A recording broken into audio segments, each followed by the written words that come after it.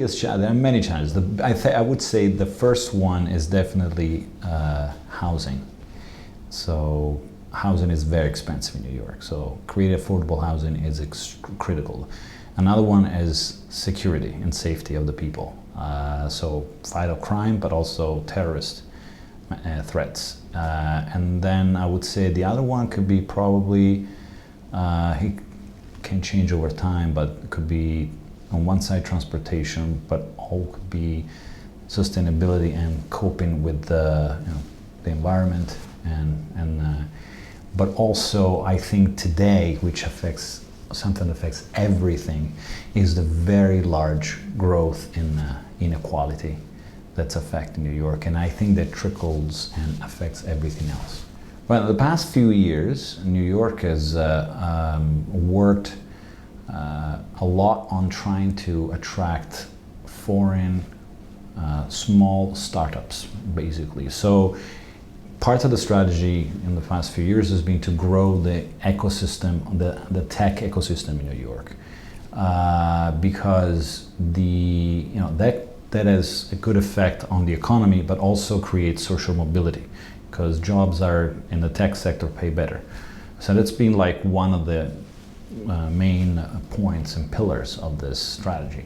But in reality though, New York, in terms of, it depends on what we're talking about. If we're talking about attracting visitors, so tourists, and branding the city in general, New York is like trying to brand itself as a place that's safe, there's a lot of fun, there's a lot of cultural events, it's an incredible place to visit, and also trying to brand the different boroughs. So New York is made of 5 boroughs, so all the different parts, so neighborhoods that people don't know. And now in fact you see people going to have and stay in a hotel in Queens, in the Bronx, and Staten Island.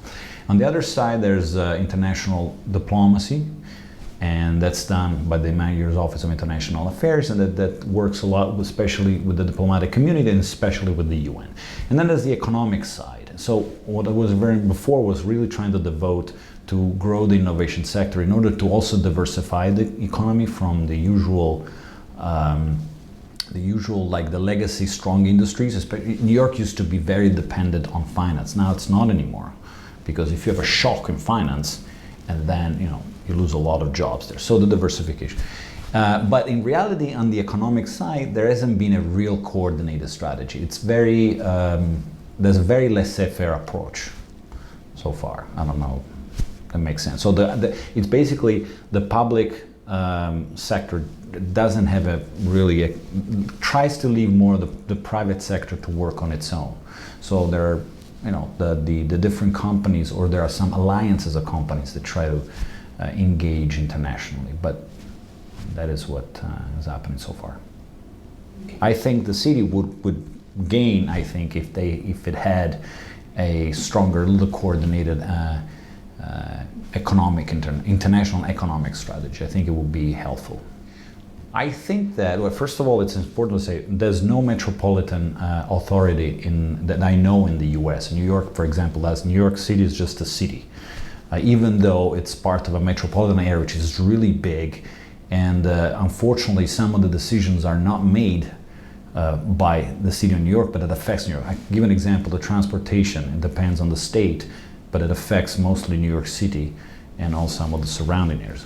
So that's important to know. But in general, cities, and New York is a metropolis, I believe that cities today should play and could play a higher role also in diplomacy.